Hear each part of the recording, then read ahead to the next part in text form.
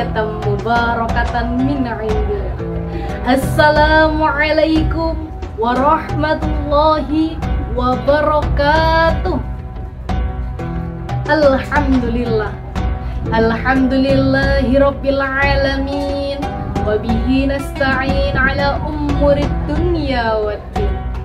Wassalatu wassalamu ala ashrafil anbiya'i wal mursalin, sayyidina wa maulana Muhammadin wa ala alihi wa sahbihi ajma'in, amma ba'd.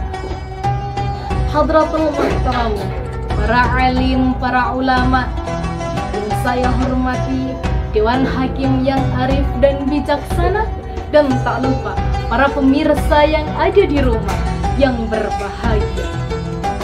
Marilah kita panjatkan puji syukur atas kehadirat Allah Subhanahu wa Ta'ala yang telah menciptakan langit dan bumi, lautan dan daratan, ada si cantik, ada si tampan, sehingga sempurnalah kehidupan di alam semesta ini. Allahumma sholli ala Sayyidina Muhammad. Sholawat serta salam senantiasa terlimpahkan kepada junjungan kita, sang pahlawan yang tak pernah makan bakwan dan sang proklamator yang tak pernah naik motor. Siapa lagi kalau bukan baginda Nabi Muhammad Sallallahu Alaihi Wasallam yang telah membimbing kita dari zaman kurang ajar menuju zaman yang terpelajar, dari zaman jahiliyah menuju zaman Islam, yakni ad-dinul Islam wal iman. Para pemirsa yang dirahmati oleh Allah, Allah Subhanahu wa Ta'ala pernah berfirman dalam Quran surah Al-Baqarah ayat 183. A'udzu billahi minasy syaithanir rajim. Bismillahirrahmanirrahim. Ya ayyuhalladzina amanu kutiba 'alaikumus syiyam kama kutiba 'alal ladzina min qablikum la'allakum tattaqun, yang artinya, hei orang-orang yang beriman, berpuasalah kalian sebagaimana diwajibkan atas orang-orang sebelum kamu, agar kamu menjadi orang yang bertakwa. Alhamdulillah wa syukurillah, pada tahun ini, pada bulan ini, kita semua diberikan kesempatan yang sama untuk berjumpa dengan bulan Ramadan, bulan yang penuh dengan keberkahan, bulan yang penuh dengan ampunan.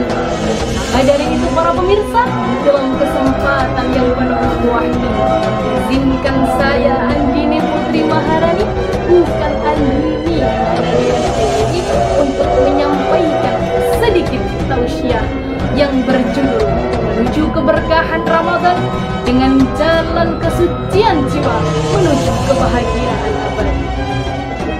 Para pemirsa yang berbahagia, di dalam kitab Fathul Qorib karya Syekh Muhammad bin Qasim Al-Ghazi dikatakan bahwa makna puasa secara bahasa ialah menahan diri. Kalau kita artikan secara istilah, puasa adalah ibadah yang kita lakukan mulai dari terbitnya fajar hingga terbenamnya matahari dengan menahan makan, menahan minum, dan segala sesuatu yang dapat membatalkan puasa. Akan tetapi pemirsa, perlu kita ketahui bersama, puasa adalah ibadah yang wajib dilakukan oleh orang-orang yang beriman. Tetapi pada zaman ini kita tengah dihadapkan dengan situasi zaman yang tidak karu-karuan, di mana kita tidak dapat membedakan mana orang yang beriman, mana orang yang hanya mengaku beriman, mana orang yang beramal soleh, Mana orang yang hanya bisa tolak. Maka dari itu telah kita ketahui di luar sana orang-orang yang mulai menormalisasikan kesalahan-kesalahan kecil hingga berujung pada kesalahan yang besar. Khususnya pada bulan Ramadan ini banyak sekali contoh-contoh di luar sana, seperti ada sebuah kegiatan yang positif mengajak buka puasa bersama, ingin bersedekah, ingin menyambung tali silaturahmi, tetapi ketika azan maghrib dikumandangkan, mereka malah melahap makanannya dan meninggalkan sholat. Hal ini banyak sekali terjadi di luar sana. Mereka melalaikan kewajibannya dan mendahulukan yang sunnah. Selain itu, ada lagi contoh orang-orang yang melakukan puasa mulai dari terbitnya fajar hingga tenggelamnya matahari. Dia tahan rasa lapar, dia tahan rasa haus, tetapi dia memakan daging bangkai saudaranya sendiri. Siapakah mereka? Yakni orang-orang yang gemar membicarakan kesalahan orang lain. Telah kita ketahui bersama bahwa perbuatan seperti itu telah dilarang oleh Allah Subhanahu wa Ta'ala. Kita telah capek-capek puasa, sudah menahan rasa lapar, sudah menahan rasa dahaga, tetapi pahala kita berkurang, dosa kita berdatangan. Na'udzubillahi min dzalik. Kalau kata anak-anak zaman sekarang, yang bener aja rugi dong. Dalam kitab tafsir Jalalain oleh Jalaluddin Al-Mahalli dan Jalaluddin As-Suyuti diungkapkan bahwa tafsir dari Quran surah Al-Baqarah ayat 183 maksudnya ialah menahan diri dari maksiat, karena dengan berpuasa dapat membendung terjadinya syahwat yang menjadi sumber kemaksiatan. Rasulullah Shallallahu Alaihi Wasallam pernah bersabda, "Idza jaa Ramadan," dan apabila telah datang bulan Ramadan, "Futihat abwabul jannah," dibukalah pintu surga, "Ghulibat abwabun nar," dan ditutuplah pintu neraka, "Wasufidatis syayatin," dan dibelenggu para syaitan-syaitan. Banyak sekali orang yang menyimpulkan bahwa hadis ini memiliki makna ketika bulan Ramadan datang, maka pintu surga dibuka, pintu neraka ditutup, dan setan-setan dibelenggu. Akan tetapi para ulama mengatakan bahwa hadis ini merupakan sebuah kiasan. Banyak sekali pertanyaan yang muncul. Katanya setan diikat. Kok masih banyak orang-orang bermaksiat ketika bulan Ramadan? Hal ini karena makna dari hadis tersebut yang pertama, pintu surga dibuka, ialah ketika bulan Ramadan banyak sekali umat Islam yang mengerjakan amal soleh, meningkatkan ketakwaan. Kalau kita buka dalam kitab Siyam Al-Bukhari, nomor hadis yang pertama sebelah kiri paling atas, dikatakan bahwa amal ibadah yang kita lakukan selama bulan Ramadan akan ditingkatkan 10 kali lipat di hari biasa.